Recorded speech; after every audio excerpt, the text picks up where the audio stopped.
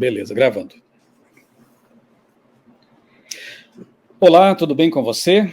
Estamos aqui, pastor Sérgio Monteiro e eu, para mais uma conversa aqui, mais um vídeo para os nossos dois canais, pastor Sérgio Monteiro e o meu, Michelson Borges, ou outra leitura.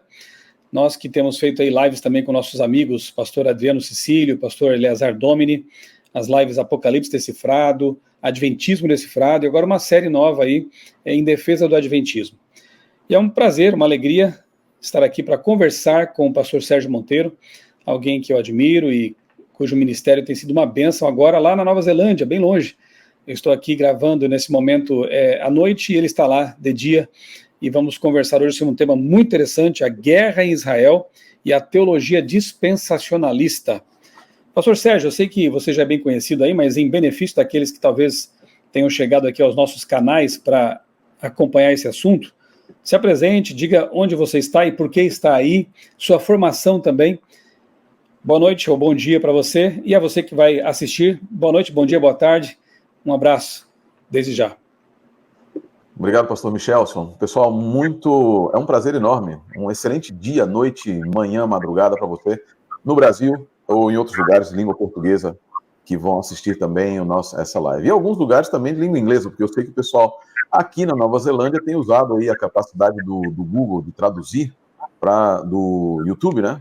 Do YouTube, para utilizar ali as legendas em inglês também. Eu estou aqui na Nova Zelândia, né? Estou aqui na Nova Zelândia como pastor de duas igrejas, uma igreja de comunidade brasileira, muito ativa, muito vibrante, e uma outra igreja, a igreja de North Harbour, que fica ao norte da cidade de Auckland, que é a principal cidade da Nova Zelândia. Não é a capital, é a principal cidade da Nova Zelândia. Se você olhar a Nova Zelândia, você vai ver ali que elas são duas ilhas, e lá em cima tem quase um istmo, e ali nesse istmo é onde fica a cidade de Auckland. Lá no sul, ali no sul da Ilha Norte, tem a capital, que é Wellington, e aí tem a Ilha Sul, que tem as duas principais cidades, Christchurch e Queenstown. Cidades conhecidas, muito conhecidas, principalmente Queenstown, para aquele pessoal que gosta de esportes radicais. A minha formação, eu tenho um bacharelado em teologia, pós-graduado em análise de discurso, linguística e semiótica, pós-graduado em teologia, mestre em teologia, e eu estou fazendo o meu PhD, meu doutorado, aquele negócio que a gente faz, que é muito legal, a gente vive lendo e vive com, olha aqui, ó, as olheiras aqui, ó, as olheiras. De ler muito, e descobrir que quanto mais você lê, menos você sabe. E o meu doutorado é em Bíblia Hebraica, ou seja, Antigo Testamento, em linguística hebraica. Eu estou fazendo análise de discurso de um texto da Bíblia Hebraica que tem a ver com guerra, né? Que tem a ver com o evento dos espias, né? O evento da história dos espias ali. Vocês sabem, quem não me conhece vai saber, eu tenho ascendência judaica, de duas famílias judaicas, de Portugal e Espanha, e logicamente que as questões relacionadas a Israel me interessam por questões genéticas e por questões espirituais, as questões relacionadas à Bíblia me interessam muitíssimo também. Michelson, muito obrigado, é um prazer enorme, porque eu também admiro, a recíproca é extremamente verdadeira, pelo seu ministério, pelo seu trabalho, pela sua hombridade, pela sua paixão pela palavra de Deus. Vamos junto aí nessa conversa que vai ser muito legal. Ok. Bom, Sérgio, a mídia mundial, né, não fala de outra coisa nesse momento, obviamente. Entre outras notícias, né, que têm ocupado os noticiários, com certeza o destaque maior tem sido a guerra de Israel contra o terrorismo lá praticado pelo grupo terrorista, e é bom que se enfatizem as palavras aqui, né, o grupo terrorista Hamas, que realizou algumas incursões no território de Israel, mataram muitas pessoas, sequestraram outras tantas, cometeram barbaridades, estupros, violência desmedida, enfim, né? E aí isso levou a uma reação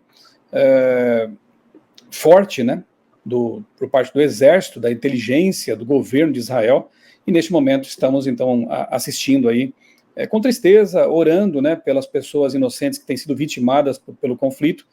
Estamos assistindo, então, aí a investida de Israel ali no território da faixa de Gaza, no lado oeste, né, de Israel, ali à margem do rio, do mar Mediterrâneo. Eu gostaria, inicialmente, pastor Sérgio, de, aproveitando aí o seu background, né, de cultura hebraica e um grande conhecedor também da geopolítica ali, da geografia, enfim, relacionada com Israel. Apenas um resumo, porque, na verdade, nossa live aqui, ela tem um diferencial, talvez, em relação a outras que têm sido feitas. Nós não vamos nos prender muito na questão da geopolítica, do conflito em si, nós queremos analisar mais, assim, detidamente, uma questão que também preocupa, né, porque muitos cristãos evangélicos, principalmente, quando há algum conflito em Israel, alguma coisa que tem que ver com aquele país, principalmente o pessoal da teologia dispensacionalista, já vamos explicar logo na sequência o que é isso, acabam aí fazendo algumas confusões teológicas, digamos assim. Então, o foco dessa nossa conversa, dessa nossa live, vai ser justamente essa teologia dispensacionalista, o que eles pensam a respeito do conflito, como que eles interpretam tudo isso. Mas acho que fica bem, a título de introdução, nós falarmos um pouco do que está acontecendo nesse momento lá em Israel. Eu acho que informação de qualidade nunca é demais, né? E eu gostaria de perguntar a você, então, pastor Sérgio, pedir que você faça um resumo aí do que está acontecendo neste momento lá em Israel, no Oriente Médio. Pois é, pastor Michelson, com muita tristeza eu tenho acompanhado essa guerra, né? Nós fomos todos surpreendidos no sábado passado com um ataque do Hamas, esse grupo terrorista, o Hamas, que é bom que se diga, não representa a população palestina, a grande parte da população palestina, que é governada pelo Hamas, ali, a ferro e fogo sendo usados como escudo humano em muitas situações, para forçar quase que uma desistência da própria existência pela nação de Israel. Isso é um ponto muito interessante. O que está acontecendo agora, na verdade, é uma repetição de um padrão. O Hamas, ao sul, ali em Gaza, e você tem também o Hezbollah, na fronteira norte, lá com o Líbano, e tem a Jihad Islâmica na Cisjordânia, você tem vários outros grupos, o Fatah, e vários outros grupos que eles não reconhecem a existência do Estado de Israel e, vez por outra, tomam oportunidades abraçam as oportunidades ou mesmo criam as oportunidades para atacar o Estado de Israel, o Estado judaico. Isso aconteceu na semana passada em decorrência, e aqui é uma coisa muito interessante, na verdade, falhas no sistema de defesa israelense, que é um dos melhores do mundo, que não estão totalmente explicadas até agora, há um certo grau de surpresa entre os analistas internacionais, e nós não somos analistas de política nem de defesa, e por isso a gente só repete aquilo que a gente tem, que eu tenho acompanhado nas notícias de Israel, né, do Haaretz, do Jerusalem Post e de outros meios de notícia também, e de conversa com os amigos lá de Israel, a surpresa pela qual que tomou o povo de Israel, tem tomado o povo de Israel, pelo fato de que o seu sistema de defesa, de alguma maneira falhou. O sistema, de alguma maneira, falhou. E isso é muito estranho. Mas, independente da estranheza, o que está acontecendo de fato agora é o Hamas lançou uma onda de ataques simultâneas, lançou praticamente 5.000 mísseis em poucas horas contra vários alvos em Israel, Ashkelon, cidades na fronteira, contra Rein, contra Jerusalém, contra Tel Aviv e vários outros lugares, inclusive mandando alguns para o meio do deserto. Ninguém conseguiu entender muito qual era a razão. Mas hoje o que se sabe é que, naquele momento não se entendia muito bem, mas hoje o que se sabe é que isso foi uma maneira de atrair as atenções do exército de Israel, desviar o foco, enquanto eles invadiam através de incursões terrestres, incursões aéreas, saltando de paraquedas, inclusive naquela rave onde houve vários brasileiros mortos, e pelo mar também, inclusive pelo mar.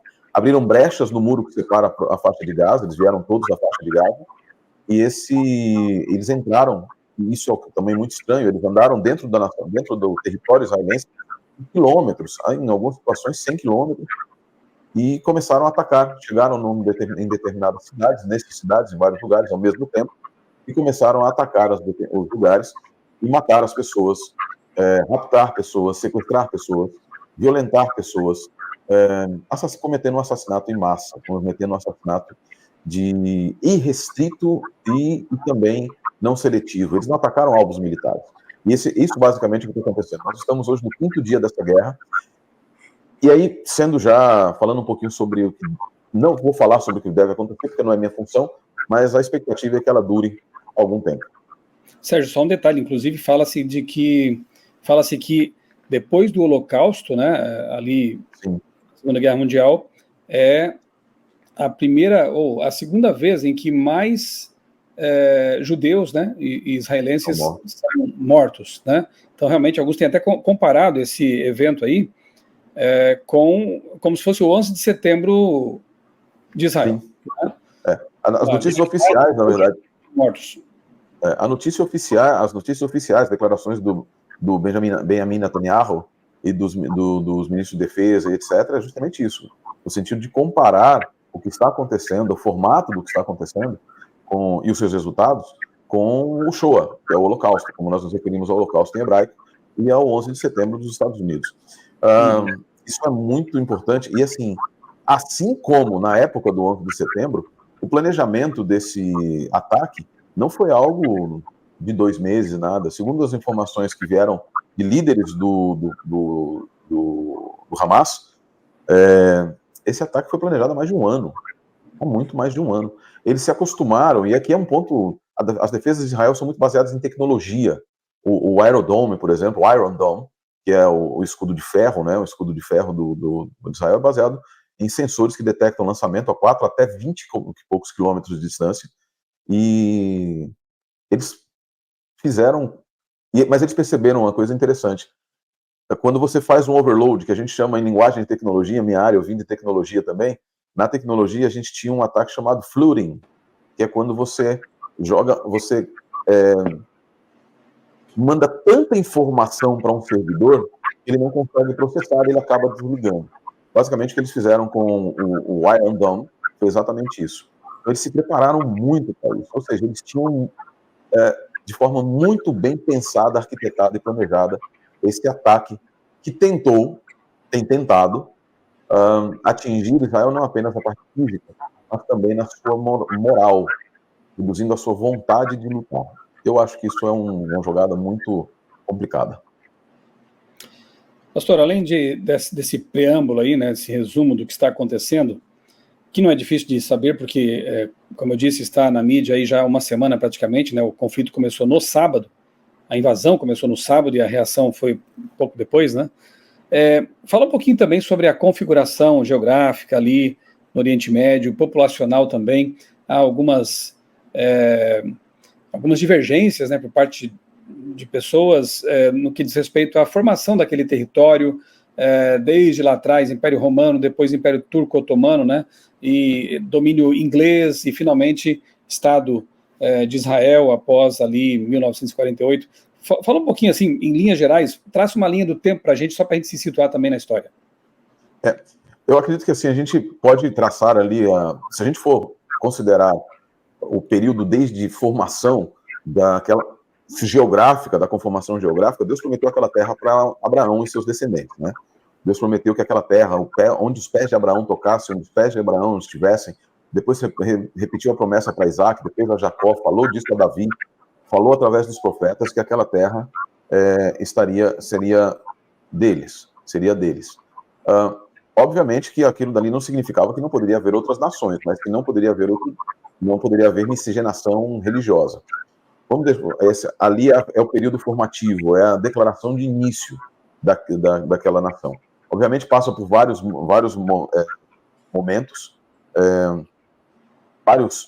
momentos complicados durante toda a história. Você tem guerras e mais guerras contra um inimigo muito comum da época de Israel, são os filisteus.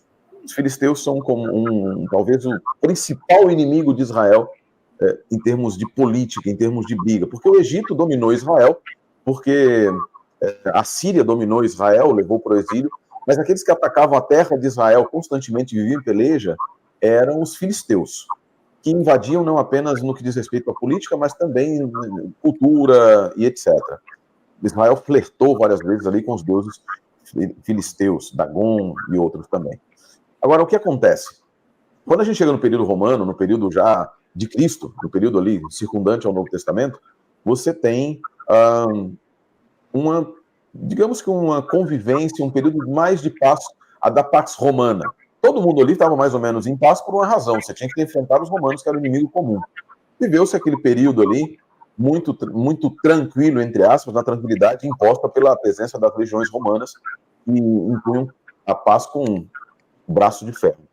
Os judeus se revoltam por volta do ano... A primeira revolta, né, no ano 70, quando eles invadem Jerusalém, mas a principal revolta, efetivamente, ela começa no ano 67, vai até o ano 70, com a destruição de Jerusalém, mas a principal revolta, que é a que nos interessa nesse momento, é a revolta do ano 132, ano 130, 132, principalmente ano 132, quando explode a revolução com Bar Kokhba, que era Bar Kokhba, quer dizer, filho da estrela, que foi declarado pelo principal rabino daquela época, o Rabi Akiva, como sendo o Messias. Em 135, basicamente, praticamente, Adriano vem e ele invade Jerusalém, ele destrói a Palestina, destrói as terras da Judéia e faz algo muito interessante, que é o que está causando confusão aí na internet para muitas pessoas. Ele, para punir os judeus e para destruir a moral judaica naquela época, ele tira o nome de Israel, que chamava Judéia, Galileia ou Terras de Israel, tá? Ele coloca o nome de Palestina, fazendo uma referência aos filisteus, especificamente. Era o principal inimigo de Israel, agora a terra de Israel vai se chamar Palestina. E aí os documentos romanos daquela época, a partir do ano 135, passam a chamar a terra de Israel, Eretz Israel, de Palestina. Então, quando as pessoas falam Jesus era palestino, por exemplo, uma das coisas aqui que eu tenho ouvido na internet, a gente até tem conversado sobre isso. Jesus era palestino. É anacrônico. Palestina, como nome de terra, ela passa a ser conhecida a partir dos romanos 100 anos depois de Jesus haver morrido. Praticamente 100 anos após Jesus ter falecido. Passam-se o tempo, isso acontece e vira, de fato, uma realidade, e acontece ali as lutas que nós temos na Idade Média, tem ali, vira-se mais ou menos uma paz de novo, agora conhecido como Palestina. Os judeus estão espalhados por várias partes do mundo, do ano 70 e depois do ano 135, que é a chamada diáspora, e para várias partes do mundo vão muitas pessoas para todos esses lugares. Sérgio, a paz até a Idade Média, um pouco antes da Idade Média, na verdade, ali por volta do ano 600, quando surge o islamismo, os muçulmanos, que foi a unificação de várias crenças diferentes, politeístas que existiam naquelas regiões, nos países circundantes a Israel, nas regiões da Arábia, de hoje o Iêmen, Catar e outros lugares, e Irã, Iraque, e essa unificação, ali por volta do ano 623, na época da Hégira, com Maomé, eles vivem em paz, vivem bastante paz ali, assim, eles começaram a pagar impostos, os judeus e os cristãos foram forçados não, fizeram um negócio, não, nós vamos aceitar vocês aqui, mas vocês vão ter que pagar impostos a nós, ok, não tem problema nenhum.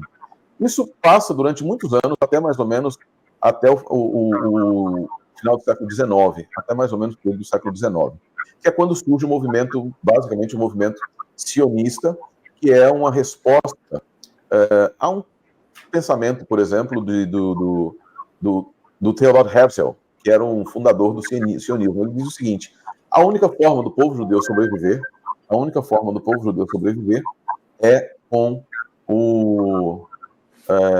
a criação de um Estado judaico, E eles fazem isso. Obviamente, e eu estou sendo bem resumido, tá? Estou sendo bem resumido mesmo. Acontece Sérgio, ali o... Oi. Antes de você avançar um pouquinho, só para retomar um ponto aí que eu achei bem engraçado. Engraçado é a palavra, acho que é essa mesmo, engraçado.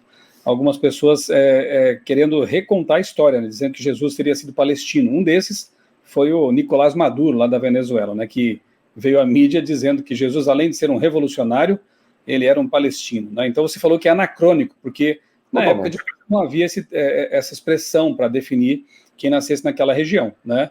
Hoje, Belém, né, onde nasceu Jesus, tudo bem, está lá no território palestino, mas na Israel de hoje, não daquele tempo, né, não no território daquele tempo. Além dessa informação, existe algum outro motivo porque dizer isso também seria um anacronismo? Jesus era um palestino e um revolucionário? Aí a questão mais teológica nesse sentido também é um anacrônico, porque as revoluções que foram lutadas por Cristo, Jesus nunca... Jesus não fomentou, eu acho interessante isso que tem acontecido em muitos lugares, pastor. As pessoas têm colocado em Jesus, têm visto Cristo de muitas maneiras diferentes, menos da maneira como a Bíblia já apresenta. Ele é um revolucionário, é um psicólogo, é um coach, ele é um treinador, ele é isso, aquilo, outro.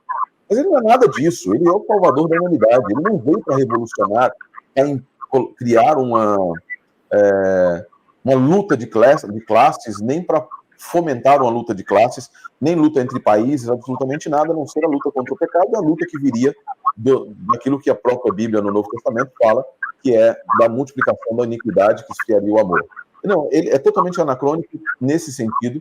As revoluções posteriores e as lutas posteriores que acontecem já no início do século XX, depois aí com relação a Israel e muçulmanos, né, que Jesus nem existia islamismo naquela época para ele pudesse lutar.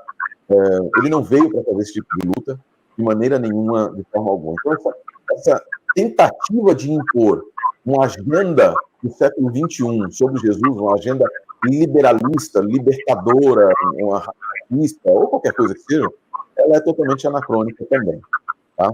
Absolutamente impossível de pensar dessa forma.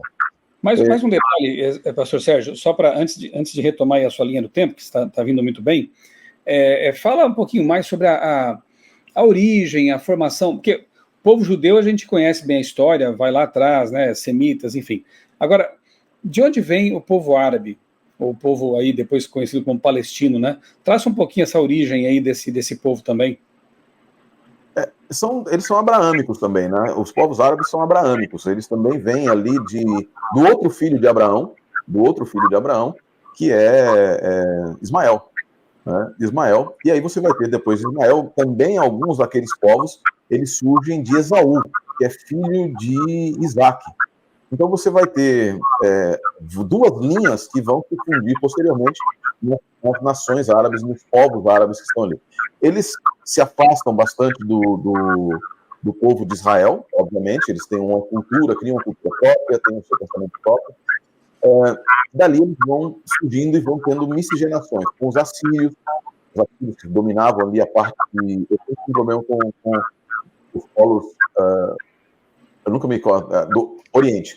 Eles vieram do Oriente, eles estavam ali na região da Babilônia, muitos desses povos também, a Síria, a própria Babilônia. Você vai ter os hititas, a influência dos hititas vindo do norte, você vai ter a influência dos egípcios vindo do sul, e esses povos árabes, naquela época não eram chamados povos árabes, muitos filhos de Isaac, de Ismael, de Esaú, eles acabam criando o que hoje nós conhecemos como nações árabes, tá? Nas nações árabes. Um povo que não é exatamente na sua origem, uma nação que não é na sua origem exatamente dessa linha, são os persas, que hoje formam o Irã. Eles têm uma linha de surgimento bastante própria, que não é muito minha área, mas eles têm, são um pouco mais afastados. Eles vêm muito dos assírios e de sua formação religiosa, por exemplo, tem muito a ver com o zoroastrismo, com a religião antiga de Ahrimanyu e etc., de Ahura Mazda e Ahrimanyu. Eles se juntam depois, já na época de Cristo, na época de Jesus, já existe uma conformação muito mais próxima do que nós temos hoje. Que são os árabes, os povos circundantes, os árabes, e os judeus, que viviam nessa relativa paz que nós conversamos. Então, você vai ter várias daquelas nações antigas, edomitas, moabitas, você vai ter os hititas, você vai ter os mondeanos, que são todas nações descendentes de Isaac, de Esaú. Você vai ter os persas mais afastados, que são aqueles que vêm da Síria, da antiga Síria, da Suméria também, de alguns outros lugares da antiga Suméria. Esses países, eles são tribos. Isso é uma coisa interessante que a gente precisa lembrar. A ideia de Estado soberano e a ideia de Estado que nós temos, ela também é posterior ao Tratado de Westfália. Tá? Então, a gente não tem aquela noção antiga de que nações como eram conformações tribais, ou como nós conhecemos em termos técnicos, anfictionia, que era quando várias tribos diferentes concordavam em viver sob um domínio de um governo único, ou pelo menos um governo de coalizão, como é feito em alguns outros países, estados. Tá? Os estados que nós temos, por exemplo, no Brasil, funcionariam como uma fictionia federativa. Esses estados eles vão ter suas próprias conformações religiosas, de maneira cultural, mas na época do surgimento de Maomé, quando Maomé aparece no cenário mundial, ele consegue uni-las todas, não apenas agora numa anfitrionia, em que eles aceitam viver conjuntamente, mas de fato um império, eu vou chamar de império nesse momento, mas não é exatamente a expressão, mas em uma nação, um império único, com visão única, que também vai ser transformado, principalmente em sunitas e xiitas, que é o que a gente tem hoje. E aí, conforme a gente vai descrevendo a linha do tempo, quando a gente chega no período do Império Otomano, quando todos viviam ali no final do século XIX, todos viviam muito bem ali, era o principal império político otomano, histórico, na verdade, islâmico da história do Império Otomano. Todo mundo vivia relativamente bem, pagava imposto, etc. Mas quando o Império Otomano começou a cair, que teve as guerras, a Primeira Guerra Mundial, que a gente... não sei se tem mais alguma coisa, pastor Michelson, senão eu já posso unir as duas linhas aqui para a gente chegar nesse... Acho que pode retomar, sim. Só lembrando que, então, Maomé unifica aquelas populações árabes que estavam dispersas, né? E Isso. É bom lembrar também que a religião islâmica, portanto, ela é mais recente, né, do que o judaísmo e também do que o cristianismo, né? Ela é bem mais recente. Ela surge basicamente por volta do ano 600, né? A Égira é datada de 623. É março de 623, quando ele tem a Égira, que é a expressão árabe para a peregrinação, a fuga de Maomé, que ele sai, vai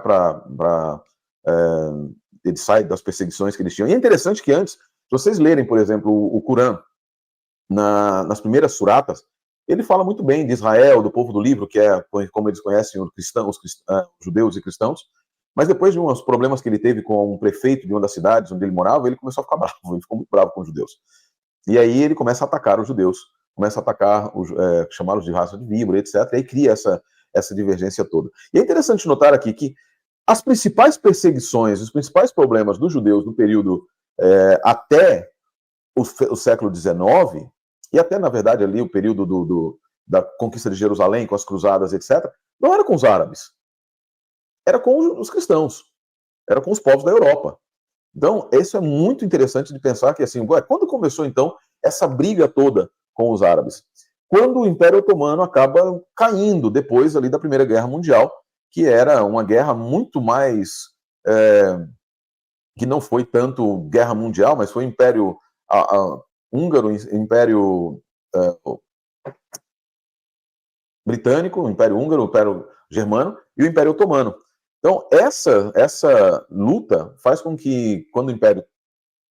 As conformações políticas daquela época acabaram de uma vez. Em 1922, quando o Império cai, basicamente, né, os britânicos eles assumiram o controle daquela região. Era o chamado Mandado Britânico da Palestina. Os otomanos chamavam a região e os judeus não tinham problema com isso, de chamar de Palestina. Naquela época não existia um problema relacionado a isso. Porque Herzl, quando ele criou o sionismo, na Declaração Sionista de Herzl, ele disse especificamente: a nação deve existir no local onde ela foi fundada. E Herzl chamava de Palestina, que ele dava a Palestina ou Eretz Israel. Então, o problema da nomenclatura nunca foi algo muito complicado para o povo de Israel, até depois, quando os britânicos, quando ocorre ali, aí já depois, inclusive, do mandado britânico, já depois ali de 1947, 48, quando começam a haver as guerras, tá? Quando começa a haver um dissabor nos países árabes por causa do crescimento de Israel, através do que eu vou descrever logo em seguida. Houve uma declaração britânica, chamada Declaração de Balfour, de 1917, em que o Reino Unido reconhece o sionismo, ele dá um apoio formal ao sionismo, e aí os judeus começam a voltar para a região da Palestina com os ideais sionistas. Os ideais sionistas criados por Herzl, que falam, olha, é aqui que nós temos que viver. É interessante que se repete Herzl deu uma declaração muito parecida com a que, e o Ben-Gurion posteriormente, a que o embaixador no Brasil da Palestina disse agora há poucos dias, que você deve viver na sua terra. Então o povo da Palestina não sairá da terra, porque o povo da Palestina vai ficar no seu país. Herzl pensava da mesma maneira. Você tem um país que foi dado, uma terra que foi dada por Deus, é ali que você deve ficar. Nas décadas de 30 e 40, houve uma intensificação muito grande dessa peregrinação em decorrência das perseguições nazistas. Tá? aí começa o problema das perseguições. Quando o povo começa a voltar, ali na década de 20, depois da declaração de Balfour, durante o mandado inglês na Palestina, os judeus começam a comprar terras de árabes que queriam, como judeus ricos, começam a comprar terras de árabes. Então, muitas terras que antes estavam sob domínio, sob comando, sob possessão árabe, elas passam a ser judias, por direito de compra. Mas quando começam a vir muitas pessoas, muitas, aí a presença judaica cresce tanto que os países árabes que os árabes que estão ali, começam a ficar muito preocupados. Mais ou menos aconteceu no Egito também. O povo começou a crescer, a ponto que no final da Segunda Guerra Mundial, nós tínhamos ali a população judaica na época, já representava 1/3 da população local. E esse é o início. 1947 marca a saída dos britânicos da Palestina, e aí Oswaldo Aranha, que foi o chanceler brasileiro que naquela época que lidou com esse caso da partilha do povo, a ONU aprovou um acordo em 1947 que dividia a terra entre duas nações, entre árabes e judeus, e Jerusalém seria administrada pelas Nações Unidas. E ali foi quando houve, logo no início, o que aconteceu. O que acontece? Os judeus aceitam, beleza. Os árabes não. Os árabes, não queremos. E aí Ben Gurion, em 14 de maio de 1948, declarou a independência da nação de Israel e disse, olha, ok, nós agora somos uma nação independente. No dia seguinte, o Egito, uma armada do Egito, Síria, Líbano e Jordânia atacaram Israel e durou praticamente um ano ali, um armistício que foi assinado somente no ano seguinte. Tá? A ONU reconhece o Estado de Israel, vou fazer bem rápido aqui, ó, e o Israel em seguida ocupa a Palestina, a parte da Palestina, que é onde hoje nós temos a faixa de Gaza, onde eles houveram divisão e etc. Ali ocuparam onde é Jerusalém, e começou toda a miséria que aconteceu naquela época. Os palestinos se refugiaram, a gente está falando da parte sul, onde havia sido dividido naquela época pela definição da ONU, que Israel invadiu, e aí os palestinos vão muito para os países vizinhos, enquanto isso vai aumentando a presença judaica naquela época. A OLP é fundada, para a gente já entrar basicamente no período que a gente está, a OLP, que é a Organização para a Libertação da Palestina, é fundada em 1964, tá? E eles já começam, 3 anos depois, ocorre uma guerra, chamada Guerra dos 6 Dias, foi entre os dias 5 e 10 de junho, quando Israel atacou alguns países vizinhos, porque eles perceberam que havia uma movimentação de guerra. Israel derrotou, de novo, os mesmos 3 países, Egito, Síria e Jordânia, e aí assumiu a faixa de Gaza, a Península do Sinai, as colinas de Golã, Cisjordânia, incluindo Jerusalém Ocidental. No ano seguinte, eles devolvem a Península do Sinai para o Egito, com um acordo de paz, mas continuaram mantendo o domínio sobre a faixa de Gaza. Próxima guerra, 1973, a guerra do Yom Kippur, e essa é importante para o que a gente está vendo agora. Israel quase perdeu aquele conflito, mas eles conseguiram vencer essa guerra que fez aniversário exatamente no dia da invasão do Hamas.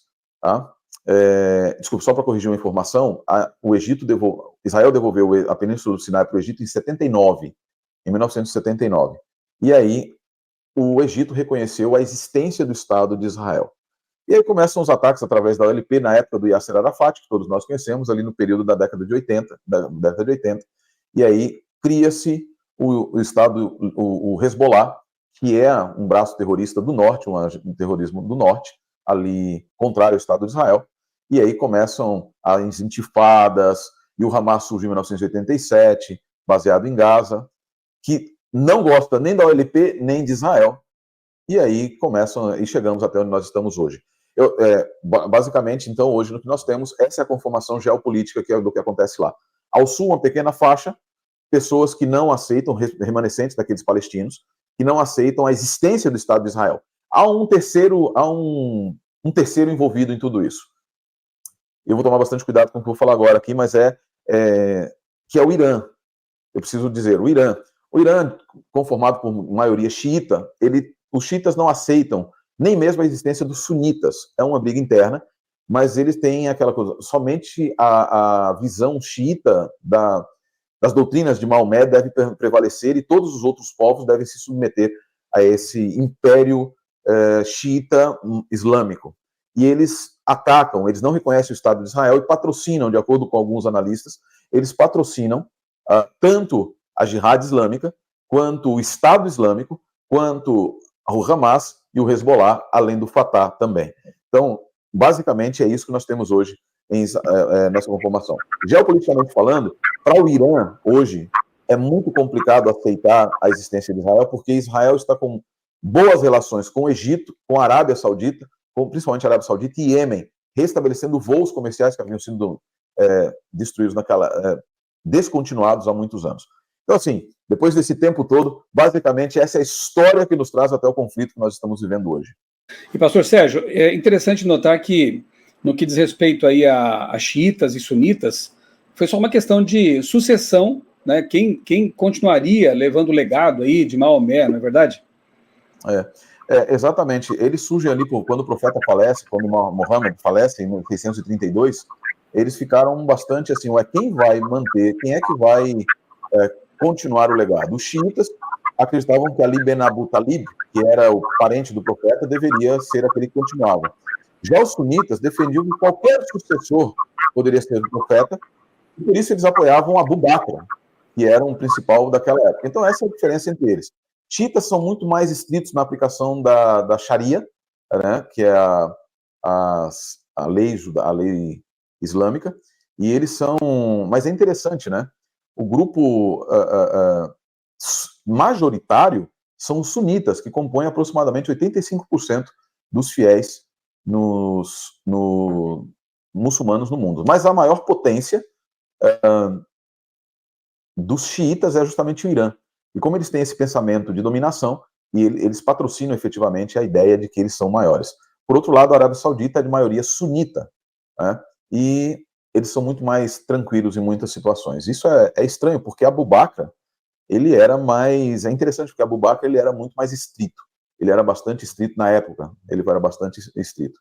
Mas é assim, e de fato eles surgiram por divergências sobre sucessão. Certo. Bom, primeiramente, muito obrigado aí pela aula, né, pastor Sérgio? Essa foi uma introdução para ter, né, um cenário mais claro aí na nossa mente. Agora, então, vamos para o foco realmente da nossa conversa, o que motivou, né, nosso vídeo aqui, que é o seguinte, né, por que os evangélicos, de modo geral, norte-americanos, brasileiros também, têm tanto interesse por Israel? O que motiva esse interesse todo desses evangélicos em relação a Israel? Olha, tem várias situações, viu? Existe o surgimento do dispensacionalismo, que é a ideia de que Deus lida com o ser humano através de dispensações, 3 ou 7, existem 2 esquemas principais, e dentro do dispensacionalismo existe a ideia de que Israel é o relógio da profecia. Então, tudo que acontece em Israel, ele tem a ver com marca os movimentos de Deus no esquema profético. Isso é interessante porque, embora seja uma igreja, muitos evangélicos acreditam que a igreja é apenas um parênteses no plano de Deus que se cumprirá com Israel, de fato. E aí se cumprirá com Israel físico. Então, os dispensacionalistas interpretam, eu vou resumir aqui basicamente, mas eles interpretam que houve uma dispensação da inocência, a dispensação da lei, e a dispensação de Israel, a dispensação da lei, a dispensação da graça, e aí a dispensação da igreja, que é no esquema de 7 dispensações, dispensação da igreja, é a dispensação de novo de Israel. E aí a dispensação do milênio, a dispensação depois do milênio, a dispensação da eternidade. Então, basicamente, do ponto de vista teológico, é que eles entendem que Israel ainda e eu não tenho muita discordância com o fato de que Israel seja povo de Deus também, eu não vou colocar aqui o artigo definido o povo de Deus, mas seja povo de Deus também, mas para o dispensacionalista, a igreja é um hiato, vivendo na dispensação da igreja, na chamado tempo dos gentios, em que Jerusalém seria pisada, mas quando Jerusalém começa a se recobrar, então nós vamos rever, vamos repensar, vamos prestar atenção, porque a figueira começa a reflorescer. Então eles começam a olhar tudo o que acontece no Oriente e ficam focados no Oriente. E esse focados no Oriente faz com que haja uma paixão por Israel, como judeu, nossa, maravilhoso, amem Israel, eu também amo Israel, mas há uma paixão profética por Israel. A ideia das duas varas, né, Efraim e Judá, e essas varas seriam, assim, representando os gentios, que seriam a igreja, e representando Israel, que iriam retornar, e eles encontram, em 1948, no retorno do povo de Israel, durante esse período, né, depois desse período de diáspora, do ano 70 até o ano 1948, na visão dispensacionalista, esse foi o período dos gentios, e esses gentios, Jerusalém esteve pisada, primeiro pelos cristãos, depois as cruzadas. É interessante, porque as cruzadas, elas eram tudo menos alguma tentativa judaica de ter Jerusalém. Eram os cristãos de um lado, os muçulmanos de outro, os islâmicos de outro, e eles queriam brigar ali entre os dois, e os judeus ficavam no meio. Os dispensacionalistas entendem que isso era pisar Jerusalém. Além disso, há a interpretação de algumas profecias bíblicas, pastor. Por exemplo, Daniel 9. Eles entendem que existe um intervalo na profecia. Esse intervalo da profecia ali entre a última semana, entre a 69ª semana e a última, 70ª semana, esse intervalo é chamado período da igreja, ou período gentílico. E aí eles entendem que haverá o retorno de Israel, ao final dessas 69 semanas, o início da 7ª semana, quando o anticristo vai surgir em Israel. Então, qualquer movimento que haja em Israel, há aquela preocupação, aquela expectativa de que o anticristo irá se levantar, o templo vai ser reconstruído no lugar onde está hoje a mesquita, né, de Al-Aqsa, e aí eles vai retornar tudo, e uau, que maravilha, agora sim. Então, qualquer movimento em Israel, qualquer guerra, qualquer movimento político, etc., é visto como um restabelecimento de Israel. Do ponto de vista americano, da política americana, existe a questão do destino manifesto da nação americana também, que passa por uma autoidentificação dos Estados Unidos com Israel.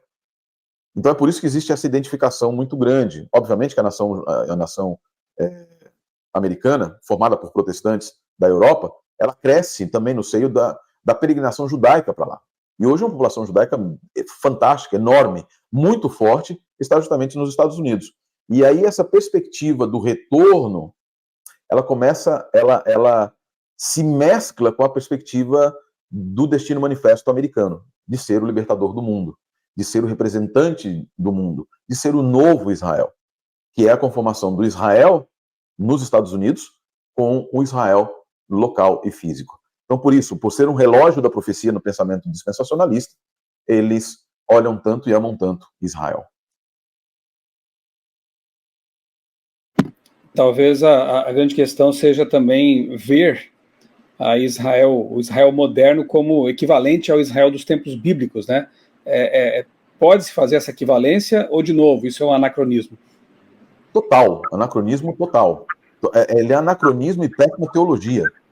É não perceber ali a questão simples de que Israel, como Estado soberano, como Estado na conformação atual da política, ele só poderia existir depois do Tratado de Westfália, uma nação soberana como nós temos hoje.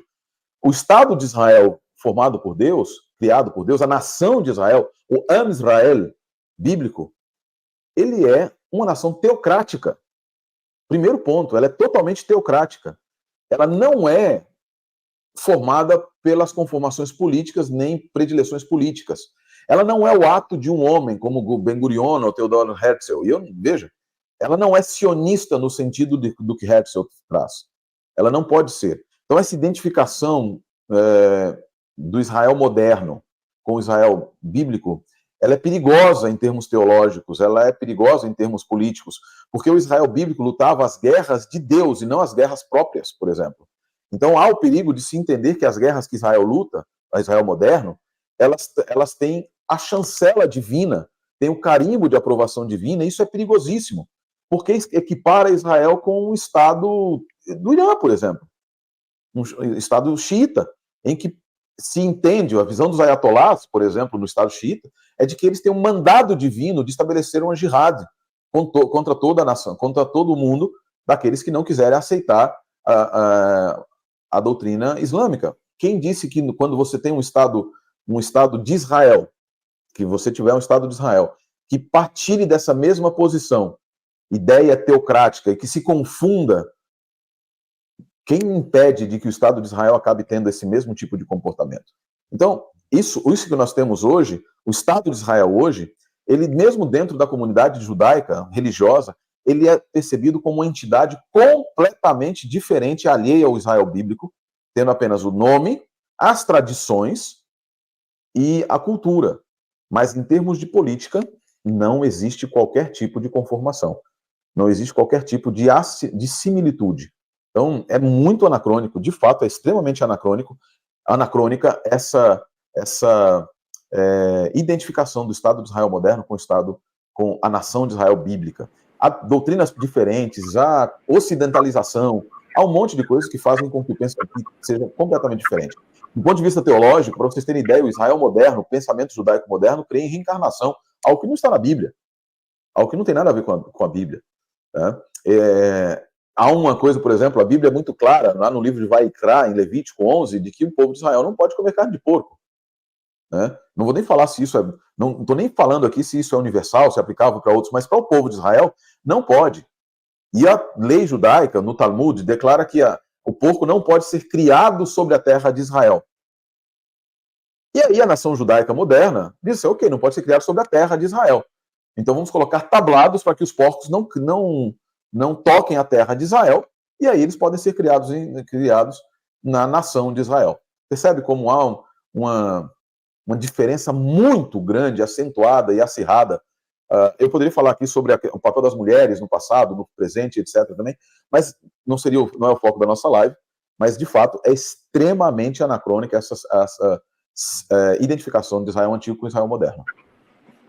Ô, pastor Sérgio, você me deixou curioso, né? Nem que você fale aí 2 minutinhos. A mulher no passado e hoje. Comenta um pouquinho pra gente. Vai ter gente pedindo aqui depois nos comentários, por que não falou um pouquinho daquele assunto? Tenho certeza. A gente às vezes lança um anzol pra gente mesmo, né? Olha só, é que assim, muitas vezes, muitas pessoas, elas entendem que a mulher no Estado de Israel antigo, ela era objetificada.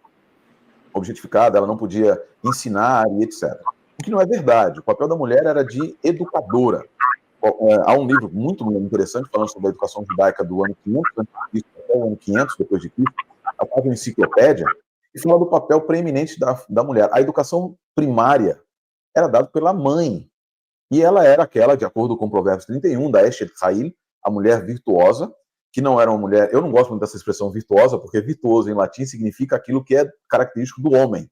E a mulher virtuosa, no hebraico, Chayil, é uma mulher maleável, aquela que sabe como se mover em todas as situações. Tem nada a ver com virtuoso no sentido latino do termo, mas uma pessoa que consegue perceber as situações, tem percepção, e ela consegue se moldar às situações para fazer com que sua casa seja muito abençoada. Na visão judaica bíblica, a mulher é a luz da casa. O homem é o sacerdote da família e a mulher é a luz da família. Ao homem compete apresentar a família diante de Deus e representá-la diante de Deus. A mulher compete trazer Deus para dentro da família e representar Deus diante da família. No pensamento moderno, no pensamento antigo, era proibido, por exemplo, a mulher participar da guerra, porque não fazia parte do papel que Deus deu. Ela tinha que cuidar dos filhos e educar a casa na paz. Os homens deveriam ir para a guerra e lutar as guerras para proteger as famílias. No pensamento moderno de Israel, qualquer um deve ir para a guerra, inclusive suas mulheres devem ir para a guerra também.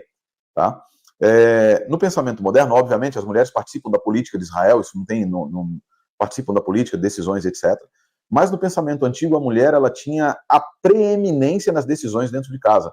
Uma coisa que eu sempre, quando eu falo em encontro de casais na igreja adventista, pastor, eu falo que o dinheiro da mulher, o dinheiro da casa no período de Cristo, no período judaico, era gerenciado pela mulher. Provérbios 31 fala disso. Ela ganha, ela comprava, o marido trazia, colocava o shekalim, o salário do dia, na mesa, e quem perde a moeda?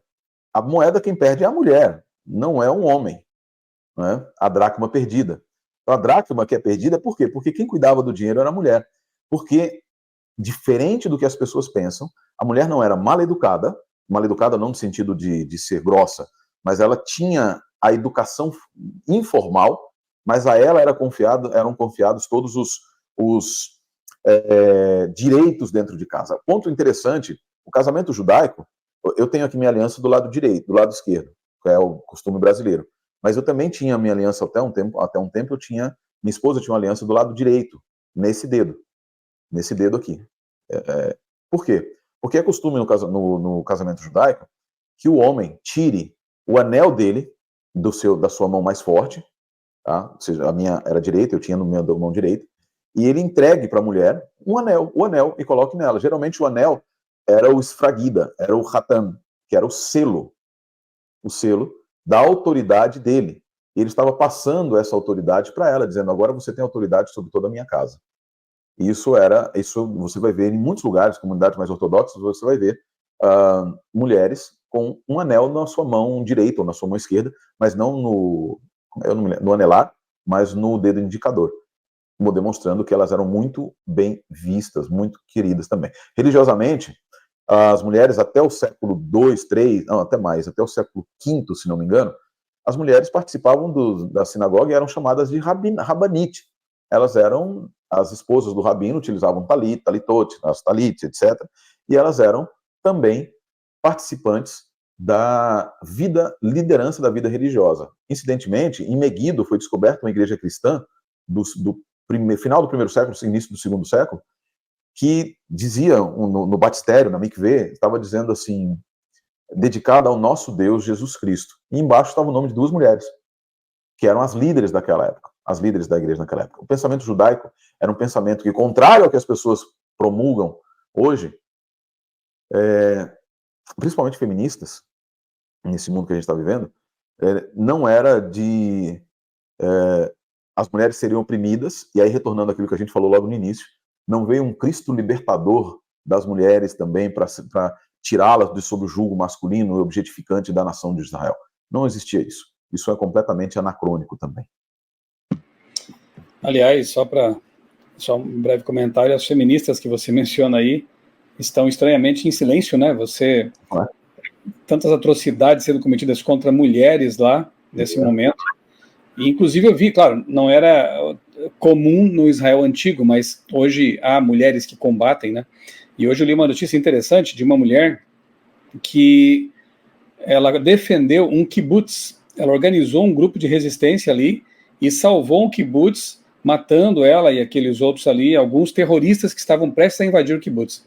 E nenhum comentário também por parte daquelas que defendem aí as mulheres, enaltecendo, né, essa que, entre aspas, seria realmente uma mulher verdadeiramente empoderada, digamos assim, né? Mas, enfim, um breve comentário aqui. Retomando aqui a nossa linha de pensamento principal, pastor Sérgio, existe alguma profecia bíblica relacionada com 1948? Só relembra de novo aqui para os nossos amigos a importância desse ano, que aconteceu lá, e depois já na sequência comente se há alguma profecia bíblica relacionada com essa data. 1948 marca a independência de Israel, em maio de 1948, por Ben Gurion. Ben Gurion, ele é interessante que o aeroporto Ben Gurion se chama justamente Ben Gurion, em homenagem a ele, que foi o marco local onde ele chegou e ali onde teria sido declarada a independência de Israel, ou onde ele iniciou o processo de criação do Estado moderno de Israel. Então, 1948 é a data da declaração da independência de Israel e também do início da primeira guerra entre Egito, Síria, Jordânia e Israel. Biblicamente não tem nenhuma profecia relacionada a 1948. Alguns confundem Daniel 9, pegam a profecia quando Jesus fala a respeito da figueira, em Lucas, quando ele fala quando essas coisas começarem a acontecer, essa geração não passará sem que isso aconteça. Para eles, porque Jesus fala ali do tempo, quando cumprisse o tempo de Jerusalém ser pisada, eles entendem que Jerusalém ser pisada foi o período do ano 70 até 1948, mas isso é uma interpretação muito complicada do texto bíblico, é uma interpretação muito forçada do texto bíblico, porque em nenhum momento Jesus disse que Jerusalém seria, que haveria o exílio das pessoas naquele momento. Jesus disse que Jerusalém seria pisada por várias nações, que Jerusalém seria tirada dos judeus, mas ele não fala que haveria um retorno para todo lá, fala que durante um tempo dos gentios, Então, a ideia de que há uma profecia específica a isso, no Apocalipse, ou no livro, ou em Mateus, ou em Daniel, etc., é interessante porque ela surge com o dispensacionalismo dos irmãos Darby, e principalmente com um clérigo jesuíta chamado Manuel Lacunza, que escreveu um livrinho ali que vai criar o surgimento vai fortalecer a ideia do dispensacionalismo. O dispensacionalismo, ele é digamos que é uma reação. Na época do Iluminismo, até a época do Iluminismo, a principal escola de interpretação profética era historicista, tá? E até a Reforma, melhor dito, até o período da Reforma. A Reforma utilizou o historicismo, acusando o papado de ser o poder do anticristo. Mas aí você tem ali dois homens, Ribeira e Alcazar, que são aqueles que criam as ideias preteristas e futuristas. Tudo no preterismo fica para o passado, tudo para o futurista fica para o futuro. E aí os dispensacionalistas, principalmente ali Darby, né, os irmãos Darby e etc., eles olham, principalmente John Darby, na verdade, ele fala assim, não é só isso. A história que nós temos precisa ser encaixada na profecia também. De que maneira nós vamos entender isso? Aí eles criam um pensamento dispensacionalista. É interessante que Lacunza é aquele primeiro que fala a respeito da continuidade de Israel, mas a continuidade de Israel, das profecias físicas de Israel que deveriam se cumprir, e aquele que sistematiza é John Darby. Mas eu nunca vi interpretação, sinceramente, viu? As interpretações dispensacionalistas geralmente são tão forçadas, que é muito estranho realmente, se não fosse por uma questão que é um fenômeno que acontece depois de 1948, depois da Segunda Guerra Mundial. Existe quase um movimento depois da Segunda Guerra de pedido teológico de desculpas para Israel. Eu acho isso interessante. O Ferdinand Hetzel, que é um autor americano, falando sobre a maldição que pesa sobre a lei, é um livro que eu gostei muito de ler esse livro, embora eu não concorde com muitas coisas que ele diz. Ele diz assim, embora o dispensacionalismo seja anterior, tá? Mas assim, ele diz, pós-Segunda Guerra Mundial, a teologia cristã sentiu-se obrigada a pedir desculpas para Israel, e ao se pedir desculpas a Israel, ela criou sistemas, ou fortaleceu sistemas, que colocam Israel não apenas no mesmo patamar da igreja, mas num patamar superior. A inversão do supersessionismo, agora com um novo supersessionismo, que é em que Israel toma o lugar da igreja, na verdade, restabelece seu lugar originário, e ele nunca deveria ter saído. É olhar demais. Aí você tem alguns prominentes intérpretes, como Ironside, que escreve aquela Bíblia de comentário do Ironside. Você tem alguns outros autores, principalmente na virada depois do século da Segunda Guerra, vários autores que bebem nesse Leopold e outros comentaristas que vão falar muito a respeito disso. E hoje a grande maioria dos intérpretes usa o método dispensacionalista, para interpretar as escrituras. Mas de forma franca, sincera e direta, não existe nenhuma profecia que corretamente interpretada aponte para 1948. Muito bem. Caminhando aqui para o fim da nossa conversa, só para recordar, né, uma das correntes dispensacionalistas entende que há 7 dispensações, né? Eu vou recordar aqui. Nós temos a dispensação da inocência, da consciência, do governo humano, da promessa, da lei, da graça e o reino milenar. Então, combina aí com essa 7ª dispensação. Pastor, só para fechar aqui e deixar isso bem claro, né, o que é, afinal de contas, o dispensacionalismo? E você disse aí que, apesar de que na Segunda Guerra Mundial há um crescimento da ideia, enfim, mas ela é mais antiga, né? Então, onde, quando, em que circunstâncias surgiu essa ideia de dispensacionalismo? A gênese dela, ela remonta a Ribeira, né, que projeta tudo para o futuro. Tá? Ribeira, ele surge ali em 1537 a 1601, quando ele vive, e ele projeta toda a profecia relacionada ao anticristo para o futuro. Tudo da Bíblia estava relacionado ao futuro para tirar ali do foco do papado. E aí, obviamente, que ele teve que pegar os 1.260 dias, 42 meses, ele entende que seriam literais, desprezando a interpretação de que seriam anos, porque tem que estabelecer tudo no futuro. Começa ali a Gênesis, né? E esses conceitos vão apresentar uma releitura da interpretação da escatologia dos 3 primeiros séculos, principalmente, e foram utilizados e absorvidos pelos idealizadores do dispensacionalismo, e hoje fazem parte do seu arcabouço hermenêutico, ou seja, começa com a ideia futurista. A gente pode, então, voltar até o período da Reforma, com Ribeira, e a gente vai entender, então é aqui que surgem a gênese, as raízes do dispensacionalismo. Aí, como eu mencionei, Lacunza, nos períodos ali de 1731 até 1801, ele que nasceu em Santiago do Chile, né, um sacerdote jesuíta, ele também fala próximo da mesma maneira. Ele começa a sistematizar o dispensacionalismo. Ele escreveu uma obra muito interessante chamada A Vinda do Messias em Glória e Majestade, em 1811, e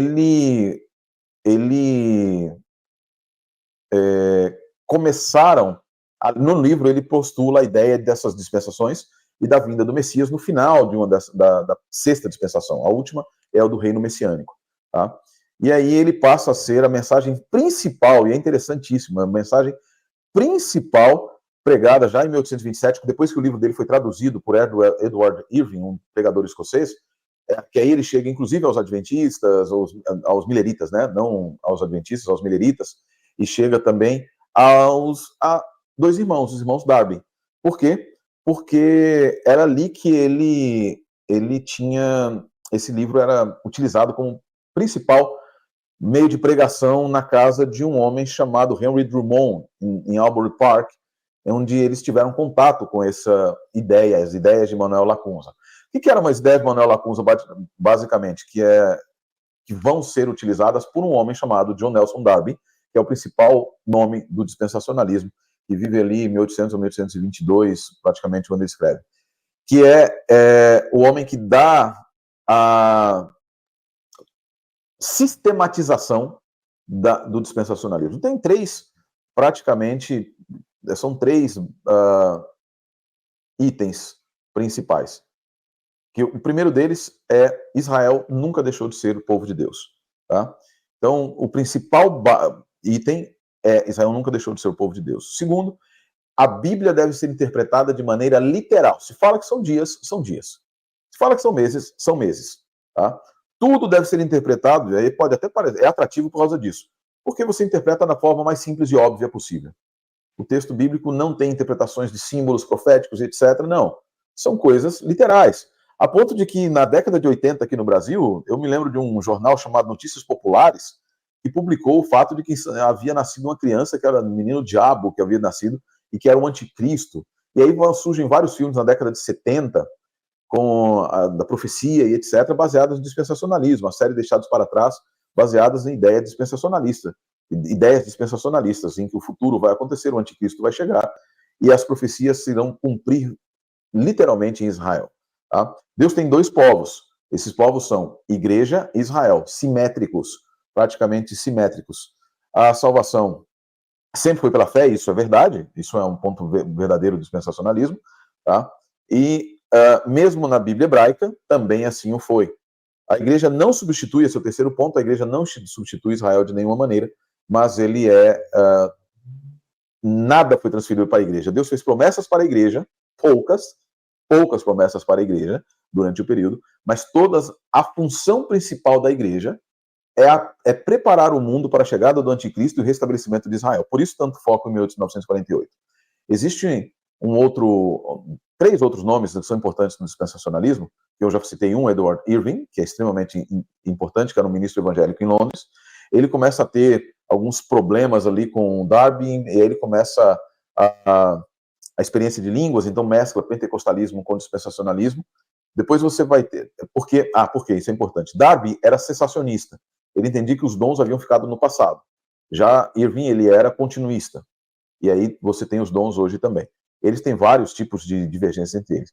Depois você vai ter o surgimento que talvez seja o principal ponto do dispensacionalismo, que é Plymouth, né? Dos irmãos Plymouth, que é quando vira ali a capital do dispensacionalismo, tá? No século XIX, que foi quando, na verdade, de fato, de acordo com George Eldon Ladd, de fato, você tem o dispensacionalismo fincando raízes na Europa, que vão se transferir também para os Estados Unidos, tá? E aí você tem as discussões posteriores, e é por aí que surge, aí você tem alguns outros nomes e vão sendo influenciados. Um ponto importante é que um dos grandes atrativos do dispensacionalismo é justamente a era em que ele surge. Porque se é verdade que ele vai ter suas raízes lá na época da Reforma, você vai ter o dispensacionalismo como uma âncora que vai permitir que muitas pessoas permaneçam com sua fé depois de dois eventos muito interessantes. O iluminismo, né? Porque o iluminismo é a era da razão, ele diz não existe Deus. O racionalismo exacerbado, a profecia, no método crítico histórico, a profecia não tem nenhum papel, é impossível, está fechado, o mundo está fechado num círculo de causa e efeito, em que não há lugar para a divindade. O dispensacionalismo diz há lugar para a divindade, sim, há lugar, e Deus quebra, não existe um contínuo, mas Deus vai estabelecer o seu reino, e o seu reino é estabelecido através das dispensações. Na visão, estou citando aqui o que os dispensacionalistas dizem, Ironside, por exemplo, desde a era da inocência, que o senhor citou aí, pastor, e aí eles vão até o estabelecimento do reino, que é quando nós estamos nos aproximando. Precisamos prestar atenção nas profecias, dizem os dispensacionalistas. Estamos nos aproximando da última semana de Daniel. Por outro lado, existe um outro fenômeno, e antes só de falar desse outro fenômeno, e aí você tem o pietismo, que é muito da emoção e etc. Racionalismo por um lado, pietismo do outro. Dispensacionalismo, os pietistas em certas situações, como Zinzendorf e outros pietistas, dizem a gente não tem que ficar preocupado com profecias, na verdade nós temos que viver o sentimento da presença de Deus todos os dias. Agora, quando você tem uma reação, qual é a reação do dispensacionalismo? Você deve se preparar, você deve lembrar que o reino de Deus está se aproximando, e assim nós vamos, e o reino de Deus será o restabelecimento do reino de Israel. Por outro lado, você tem aí aquilo que nos atinge, a nós como adventistas, o desapontamento milerita. E o desapontamento milerita também dá força para o dispensacionalismo. Também dá certa força para o dispensacionalismo, porque ele é adotado por meios adventistas. Inclusive, ele teve tanto impacto, a ideia do retorno a Israel, da época do Gathering of Israel, que chegou a entrar nas nossas fileiras na época, na 1850, se não me engano. É isso, né, Michel? Volta ali da final da década de 1850, 1840, 1850, também está centralizado em expectativas dispensacionais, em que Israel passa a ser foco da profecia. Então, são esses os fatores que geram ali o surgimento do dispensacionalismo. Agora, para nós, nos dias de hoje, nós vemos guerras, aí existem alguns outros fatores. Hoje é assim, as pessoas começaram a redescobrir alguns estudos bíblicos muito legais, relacionados, por exemplo, ao jubileu, relacionados ao ano sabático, né? E aí as questões dos jubileus, e as pessoas começaram a fazer associações proféticas. Os dispensacionalistas hoje fazem infinitas associações proféticas com jubileu, com o ano sabático, que é o Shovel e Shemitah, e eles fazem essa Yovel e Shemitah, buscam identificar padrões. A cada 50 anos acontecem conformações políticas e etc, e nós vamos ter guerras, isso, aquilo, outro. E uma das coisas que a gente vê muito na Bíblia é que quando nós expressamos ideias, Satanás transforma em fatos. Então, muitas coisas que acontecem hoje nunca estiveram no arcabouço profético bíblico, mas foram criadas pela consulta dos Saús modernos às pitonisas de Endor. E isso é muito importante que a gente diga também. Ótima comparação essa, viu? Uma série mais recente que também deu um impulso para esse tipo de pensamento foi aquela Left Behind, né? Deixados para trás, do Tim LaHaye e um outro autor, né? É uma série, uma coleção de livros, depois viraram filmes, né? E isso aí deu um impulso tremendo, né? E a gente percebe que base bíblica é quase zero, né? Quando muito pega ali um texto ou outro, um será deixado e o outro será levado, como se isso fosse algo numérico, né? E não a descrição do fato de que simplesmente alguns estarão preparados e outros não, né, na volta de Jesus. Eu acho interessante porque essa profecia, olha como ocorre um problema sério de interpretação.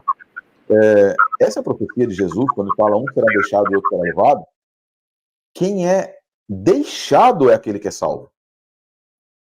Quando você analisa o texto grego, quando você analisa ali o contexto, aquele que é deixado é que é salvo, porque ele está falando primariamente, ele está mesclando ali a invasão de Jerusalém, etc. Aquele que é levado para Roma, é levado para nações fora, para o exílio, e aquele que é deixado é aquele que é salvo. No dispensacionalismo há uma inversão do texto. Né? E isso é complicado. E por quê? Eu acho interessante, assim, o dispensacionalismo tem um outro grande problema. A perspectiva de que as pessoas... e é confuso, no certo sentido. Porque, veja só, geralmente, na verdade, acho que 100% dos dispensacionalistas são também imortalistas. Creem na imortalidade da alma. Mas quem é levado para o céu no dispensacionalismo, no arrebatamento, por exemplo? Por que há necessidade de arrebatar? Por que os corpos não caem no chão? Porque a alma foi levada. No arrebatamento, o corpo é levado também. Para quê? Então, ele é inconsistente com a sua própria interpretação. E aqui eu vejo... A gente poderia passar uma live inteira só discutindo aqui as inconsistências internas do dispensacionalismo, na sua interpretação profética, que eu gosto muito, gostei demais da dissertação de mestrado do pastor Eleazar, acho que foi de mestrado, né? Ou foi da conclusão de curso dele? De mestrado. Em que ele fala sobre Daniel 9, né? Sobre a impossibilidade do intervalo entre a 69ª semana e a 70ª. Impossível. E a gente consegue perceber também inconsistências teológicas com as próprias bases que eles creem. Então, por que é que existe um arrebatamento no final? De onde surgiu a ideia de um anticristo? E aí o outro problema. Para eles, o anticristo surge no meio da semana. Por quê? Porque o príncipe que há de vir, o príncipe que faz lá em Daniel 9, para eles não é o Messias. Para o dispensacionalista, é o anticristo. Como? Uma análise muito simples, uma análise... Não é tão simples, desculpa, eu vou até refazer a frase. Mas uma análise estrutural mostra que é o Messias. É o Messias que está ali. Por quê? Porque são as obras do Messias e do povo que estão sendo contrastadas. Então, o ele do capítulo 9, verso 27, que fará uma aliança, é o Messias. No meio da semana, Karat HaMashiach, ele vai ser assassinado. E essa é cortado em hebraico, ela indica exatamente a natureza violenta da morte, que foi o que aconteceu com Jesus Cristo, o nosso Senhor. Então, essa inconsistência teológica, é inconsistência pelo fato de quererem forçar profecias, inconsistência com sua própria doutrina da imortalidade, inconsistência com Daniel 9, inconsistência com Tessalonicenses, quando ele fala que o homem do pecado, eles dizem que é contrário ao que tudo que é contra Deus, né, que é contrário, o anticristo, ele é contrário, mas não significa necessariamente ser contrário, mas ele se coloca no lugar querendo parecer Deus. Em outras palavras, é muito clara a indicação do poder que é ali previsto. Além disso, a gente vai aí para um outro texto que é muito interessante, que é João dizendo, lá nos seus epístolas, dizendo, ele já está entre nós. Ele já está entre nós. Né? E o apóstolo Paulo também dizendo que ele ainda não se havia se manifestado porque o homem da iniquidade, porque havia algo que o impedia também. Então, o homem da iniquidade, o falso profeta, a besta do Apocalipse, etc., já existiam na época de Cristo. Não é um pensamento futuro, absolutamente nada. Inconsistente o dispensacionalismo em termos exegéticos, teológicos e práticos. Pastor, hoje mesmo eu tive a alegria de falar para um grupo de alunos de uma escola não confessional, não é uma escola adventista, que estavam visitando a Casa Publicadora Brasileira, onde eu trabalho, e eles adotam o livro de religião da CPB. E, assim, um grupo muito simpático, alunos do 9º ano, mas precisa ver, assim, o interesse deles, né? Eu falei sobre a Bíblia, da perspectiva arqueológica, alguns aspectos mais científicos também, enfim, mostrando a validade, né, a confiabilidade do livro sagrado. E aí, no fim da palestra, vieram alguns alunos ali para conversar um pouquinho mais comigo, e uma aluna, ela expressou, ela assim, olha, eu eu confesso que eu não entendo muito bem essa questão da volta de Jesus, do arrebatamento. Na minha igreja lá eu aprendi que o arrebatamento vai ser secreto, alguns anos antes da volta de Jesus. Aí eu tomei a liberdade de abrir com ela ali, né? Nosso auditório tem várias Bíblias, né? Que ficam ali junto às poltronas para os momentos de culto que temos todos os dias. Então eu peguei uma daquelas Bíblias e pedi que ela lesse para mim 1 Tessalonicenses, capítulo 4, aí lemos do 13 até o 18 aqui, né, 17. Eu vou ler só alguns versos aqui, se os amigos quiserem acompanhar. 1 Tessalonicenses, capítulo 4, eu vou ler do 15 até o 17, então. E pela palavra do Senhor ainda lhes declaramos o seguinte: nós, os vivos, Paulo se incluiu lá pela fé, né, mas já descansa no Senhor. Nós, os vivos, os que ficarmos até a vinda do Senhor, de modo nenhum precederemos os que já morreram, os que dormem, né? Porque o Senhor mesmo, dada a sua palavra de ordem, ouvida a voz do arcanjo e ressoada a trombeta de Deus, descerá dos céus. Então é a volta de Jesus. E os mortos em Cristo ressuscitarão primeiro. Depois nós, os vivos, os que ficarmos, seremos arrebatados juntamente com eles entre as nuvens, para o encontro com o Senhor nos ares. E assim estaremos para sempre com o Senhor. Eu não sei se há texto mais claro do que esse, quando o assunto é arrebatamento. Você percebe que não é secreto, porque acontece durante a volta de Jesus, e Apocalipse 1,7 diz que todo olho verá. Em Mateus 24 há a comparação de que será como um relâmpago que cruza o céu de leste a oeste, ou seja, é algo muito visível. Então, nesse momento de uma vinda gloriosa de Jesus, os mortos em Cristo ressuscitam e os que estiverem vivos por ocasião da volta de Cristo, junto com os ressuscitados, sobem para encontrar Jesus. Ou seja, o arrebatamento não é secreto e não acontece antes da volta de Jesus, acontece durante a volta de Jesus. E um grupo encontra Jesus nos ares, o grupo dos que foram ressuscitados e o grupo daqueles que estavam vivos e foram transformados, o que Paulo explica com mais detalhes lá em 1 Coríntios capítulo 15, né? Então, não tem como errar, a gente é só ler a Bíblia com atenção, né? Se basear menos em filmes, em ideias, em crenças, ler a Bíblia, estudar a Bíblia, e aí a gente vai perceber realmente o que é a verdade com respeito à volta de Jesus, à tribulação, à perseguição e o arrebatamento e outras coisas mais. Pastor Sérgio, suas considerações finais, para que a gente possa então encerrar com uma oração a nossa live aqui. Olha, gente, eu estou muito triste, obviamente, como judeu, eu estou muito triste com essa guerra em Israel, extremamente triste mesmo. Meu coração sangra. Teve dias que eu estive muito mal mesmo com relação a tudo que está acontecendo. Eu tenho estado bastante preocupado com pessoas que eu conheço, pessoas, amigos, etc. Mas lembre-se, e aqui é um ponto de atenção que nós precisamos lembrar, Jesus previu que haveria guerras e rumores de guerras. Não é a guerra em Israel que é a mais importante. Israel, essa guerra não tem nada a ver com Gog e Magog, é como muitas pessoas estão falando por aí. Gog e Magog é uma representação bíblica utilizando um sistema chamado Atbash para falar sobre Babilônia. Então, a Babilônia das confusões e todos esses falsos ensinos que nós estamos vivendo hoje representam a Babilônia. A guerra ali não é uma guerra física. O Armagedon não é uma guerra física, como muitos estão pensando, em que agora vai haver uma terceira guerra e as pessoas estão alvoroçadas, pensando que agora vai haver a última guerra, é a guerra do Armagedon ou do Armagedon. Não é isso. A guerra do Armagedon, ela é a batalha final entre as forças do bem, Cristo Jesus e seus anjos, e as forças do mal, Satanás e os seus. É a repetição de Apocalipse 12. Não tem a ver tanto com seres humanos, apesar dos seres humanos estarem envolvidos, não diretamente em uma batalha armistícia, né? Armamentista, melhor dito. O que nós temos é Jesus Cristo vindo para definir os destinos desse mundo. E ele está vindo. Eu não preciso da guerra em Israel, uma guerra em Israel, para pensar que Jesus Cristo está voltando. Ele está voltando. As guerras no mundo, nós temos a guerra na Ucrânia, nós temos guerra civil na Somália, nós temos a guerra no Brasil, embora não seja uma guerra lutada pelo exército, é uma guerra todos os dias lutada pela população. O mundo está vivendo em tremor diante das coisas que hão de vir.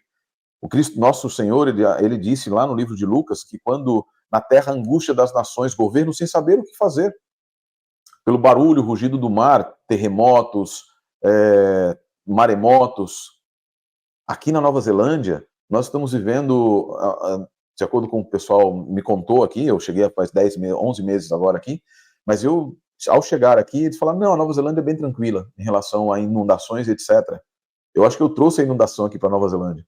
Porque houve inundação, houve ciclone, houve um monte de coisas que eles não estavam acostumados.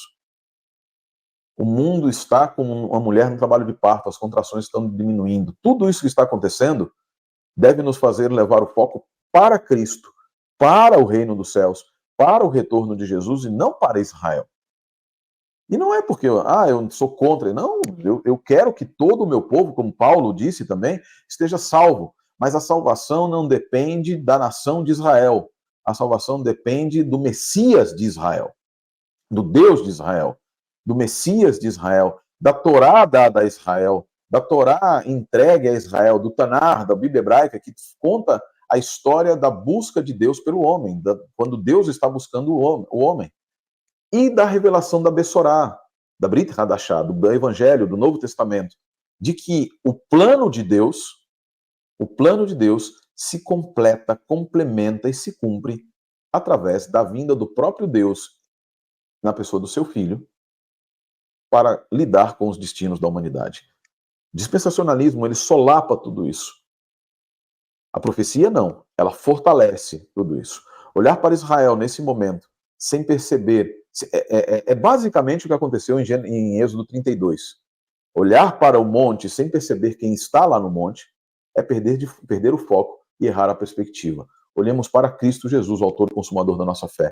Olhemos e pensemos que Ele está às portas. Guerras e rumores de guerra, doenças, enfermidades, fome, angústia das nações, desespero político, ideologias que solapam a fé nas Escrituras, abandono da autoridade das Escrituras e quase silenciamento de Deus, são sinais muito mais importantes do que 1948, que nem é sinal algum, do que quaisquer outros tipos de sinais que possam estar relacionados a Israel. Israel não é relógio profético.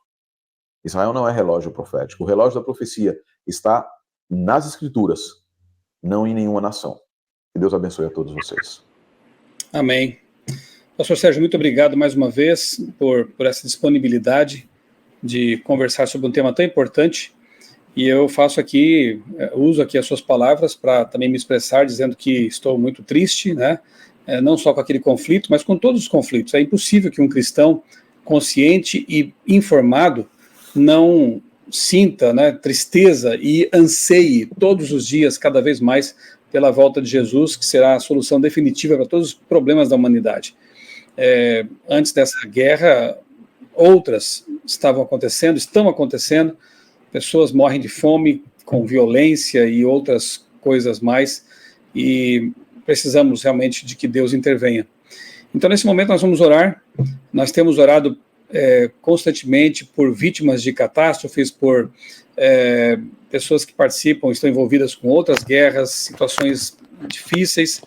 Louvamos a Deus pelo trabalho humanitário de algumas agências que fazem algo sério, como a ADRA, por exemplo, né?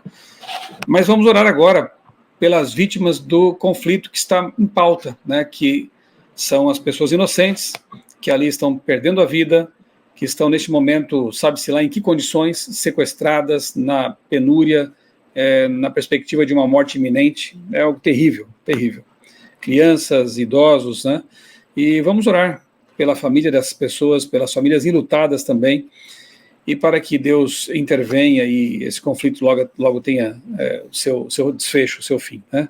Eu convido todos então a orarem conosco neste momento. Pai querido, obrigado, Senhor, por esses momentos que passamos aqui conversando sobre um tema tão importante, sobre a Tua palavra, sobre a esperança que temos em Cristo, e te pedimos, ó Deus, que exatamente neste momento Tu estejas com cada pessoa que está sofrendo naquele conflito lá em Israel, e em todos os conflitos, em todas as guerras, em todas as situações de refugiados, de fome, de tragédias espalhadas aí neste mundo, que agoniza, que suporta dores como as de uma mulher no parto, como a Bíblia compara.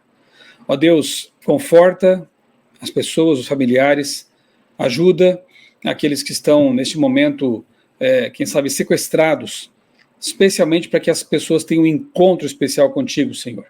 E se vierem a morrer, que morram em Ti, em Cristo, em Teus braços, com a certeza da salvação em Cristo. Ó Deus, que Cristo volte logo, que o sofrimento neste mundo tenha fim e que nós em breve possamos ver nosso Salvador vindo nas nuvens dos céus. Eu te peço uma bênção sobre o ministério e a vida, a família do pastor Sérgio, lá na Nova Cidade, que ele continue sendo uma luz naquela comunidade que colocaste sob seus cuidados. Peço também uma bênção sobre a minha família, sobre o meu ministério e sobre a vida de cada amigo, cada amiga que acompanhou este vídeo e que vai assistir a gravação também em algum momento, que tu estejas com cada uma dessas pessoas.